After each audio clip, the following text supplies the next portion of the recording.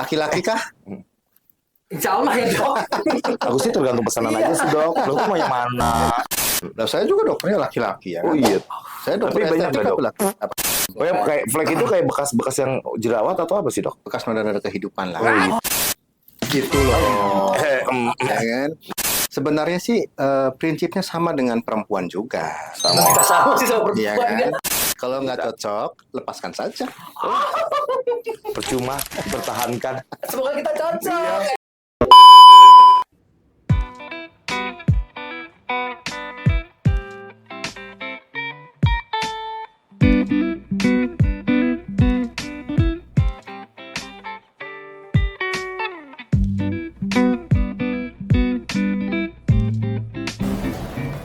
Hai V-Beauties, jumpa lagi dengan saya Dr. Indra di V Medical Aesthetic Clinic. Hari ini pasti seru banget nih, saya kedatangan tamu pasangan terhot abad ini. Kita tampilnya siapa nih? Siapa nih Bang? Saya Pak Carlos. Saya Randi Gavrila. Nah, ya kan? Pasangan terhot nggak tahu. Aduh, gimana Bang? Apa kabar Bang? Alhamdulillah. Alhamdulillah. Sehat. Baik, oke. Kita ketemu lagi ya dok ya. Oh, udah ketemu nih selama itu kata aku belum sih. Baru kenal di Stockholm. Kita bertiga. Hah? Lala. Ya. Udah dong ngobrol ya bertiga. Iya, jadi Bang Yama udah pernah ketemu saya ya, udah Udah. treatment juga. Nah, Bang Randi nih. Oh iya nih aku baru Iya nih kan? dok nih baru treatment Lu udah mau juga. tanyain nggak? Ya. Sebenarnya bahas apa nih, banyak Bang? sih. Aku banyak yang mau aku tanyain nih. Sebenarnya kan kalau untuk apa perawatan itu hanya identiknya kan di Perempuan. Perempuan. Kaum Hawa. kaum Hawa. Iya, Nah sebenarnya buat kaum Adam seperti kita ini bisa nggak sih dok? Nama lu Adam apa Randy sih? Di maksudnya kaum Oh Adam. ya bukan Adam Jordan juga sih, bukan. Maksudnya laki-laki gitu lah, pria-pria. Jadi ini kita bahas perawatan untuk laki-laki nih. Apakah tabu perawatan bagi kaum? Laki-laki kah? Insya Allah ya dok.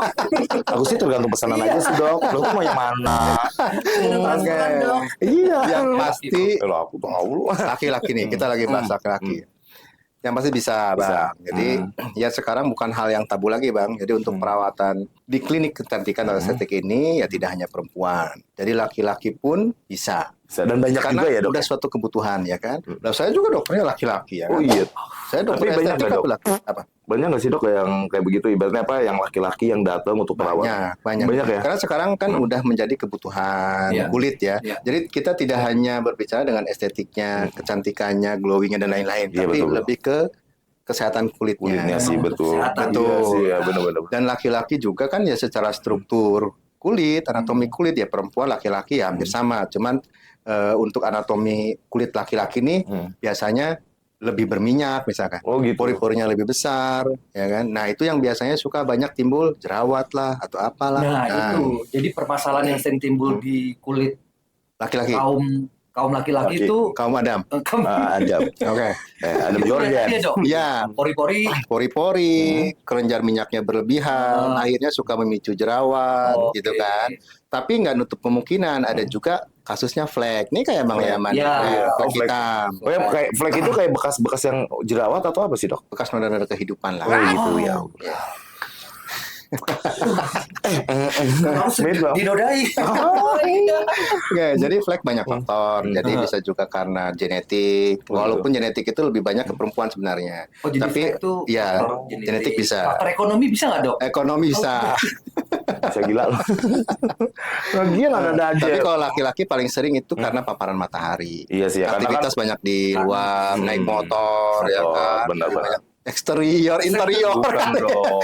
Di luar, di luar. Motor, ya, Interior. betul, betul. Oh, Nah, makanya penting juga kan pencegahan buat laki-laki juga gitu. Apalagi seperti Bang Yama, Bang Randi yang Yes. memang sering di depan kamera nih. Ya tentunya harus dong menjaga, ya kan?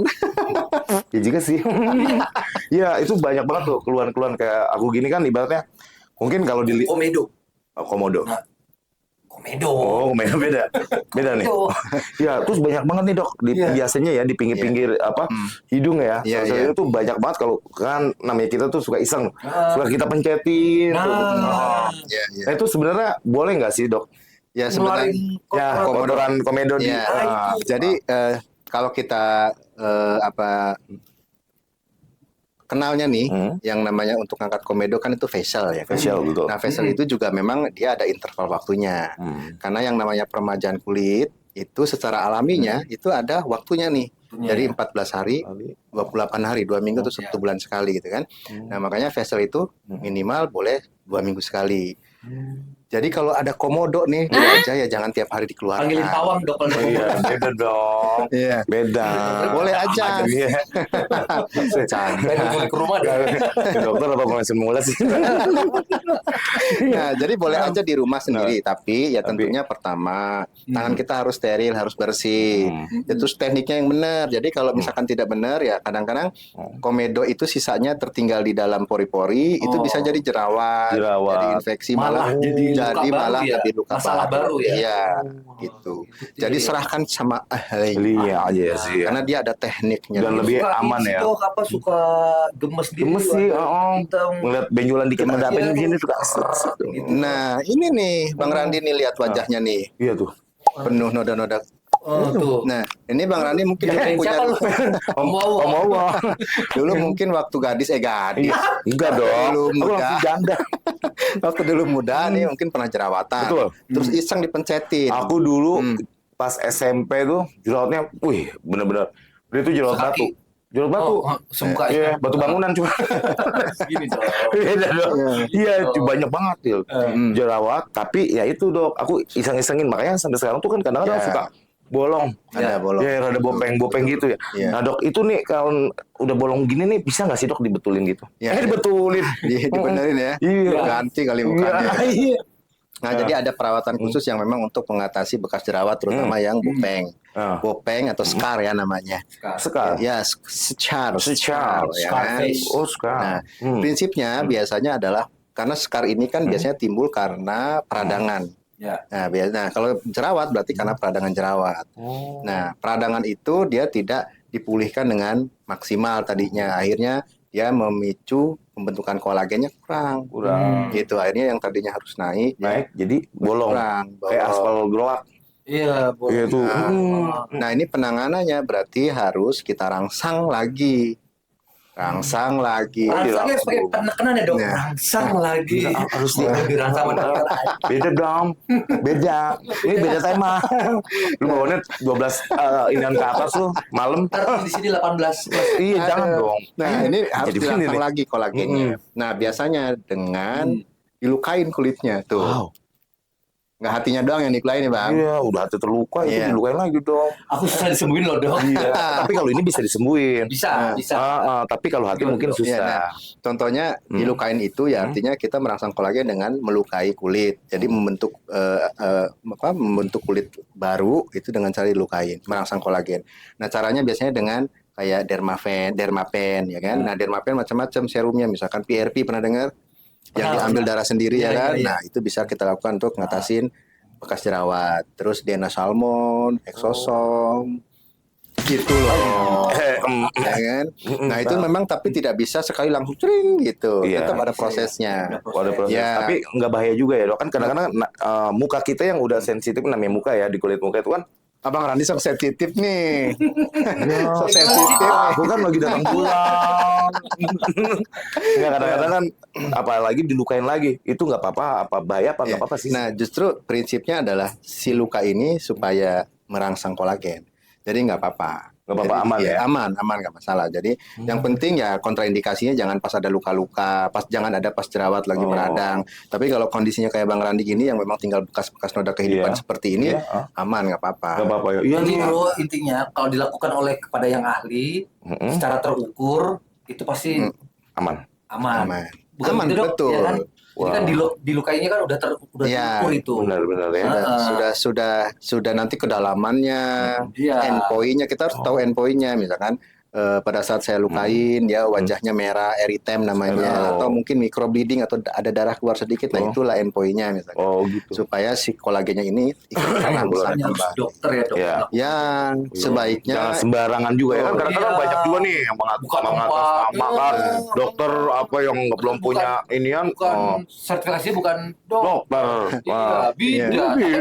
Beda Iya. dong. karena sebaiknya tetap harus dokter yang mengerjakan, harus konsultasi ke dokter karena untuk untuk bopeng atau scar sendiri kan macam-macam. Ada yang namanya ice pick, ada yang box scar, ada rolling lah. Itu yang apa yang efektif nih, perawatan apa kayak gitu.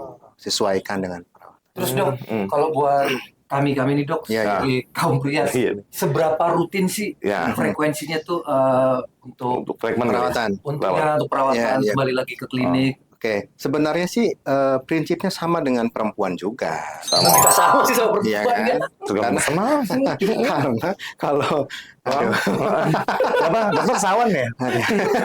udah gerah ya dok. Udah gerah ya? Lepasin aja dok. Oh, jadi tantang. Aduh, kodamnya saya jadi gerah nih. Jadi tantang. Lepasin aja dok. Iya, kamera. Jadi seperti saya tadi bilang, bahwa prinsipnya kan kita meremajakan kulit secara alami, ya kan. Nah, perempuan mau laki-laki itu sama sebenarnya. Sama semua, ya kan? Jadi kalau untuk interval waktunya untuk kembali perawatan itu bisa minimal 2 minggu, 1 bulan atau lebih. Sesuaikan minimal 2 minggu, sesuaikan dengan kondisi kulit. Ya kan. Tadi contohnya kayak Bang Randi nih mau ngilangin scar, itu kan melukai, Bang. Nah, jadi itu palingnya sebulan sekali. Oh, kalau untuk melukainya. Sebulan sekali, karena biar recovery dulu nih kulitnya.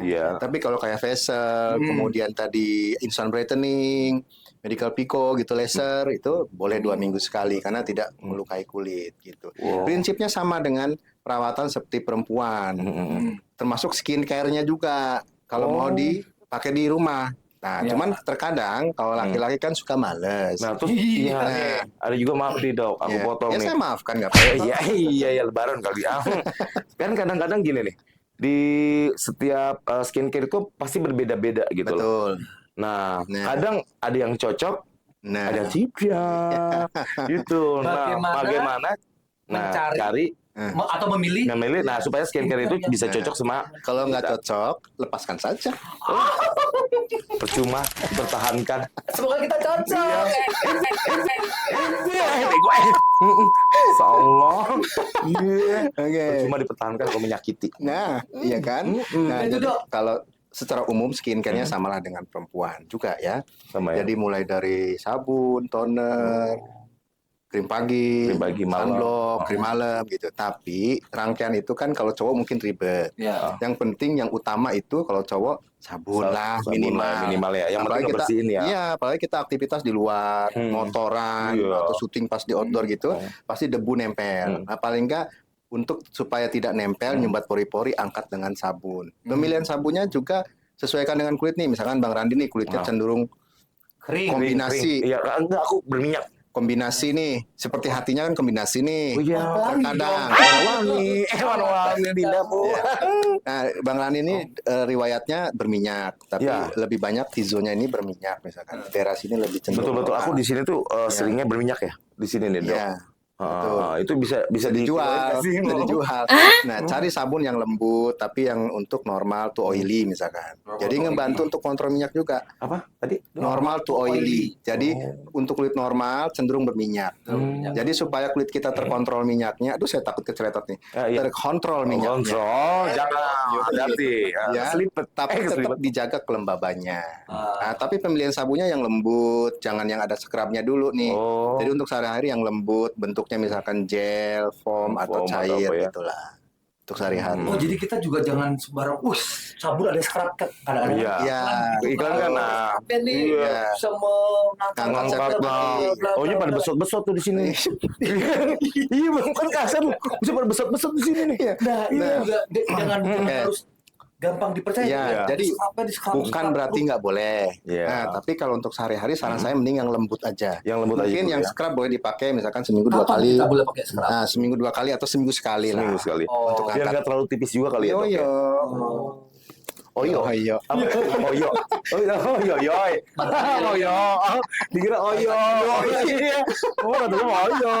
Gitu tuh kan ke bawah nih. Oke. Iya. Nah, jadi aduh. Ini acara apa sih sebenarnya ini? Kita ini acara lenong.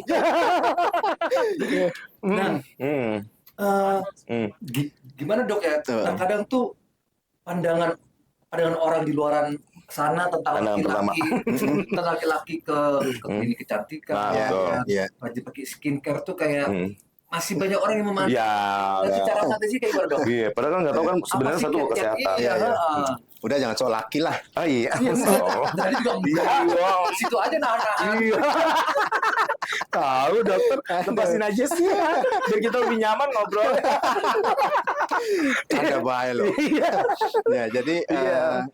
tadi ya, yang tadi pertama dulu yang cara pemilihan produk nih. Produk. Iya. Nah, jadi kan yang namanya produk gitu ya, skincare itu kan tidak semua ke kulit cocok. Iya betul, Yes. betul. Tergantung respon kulitnya seperti apa, kandungannya, bahannya aktifnya Betul, seperti betul, apa betul. gitu.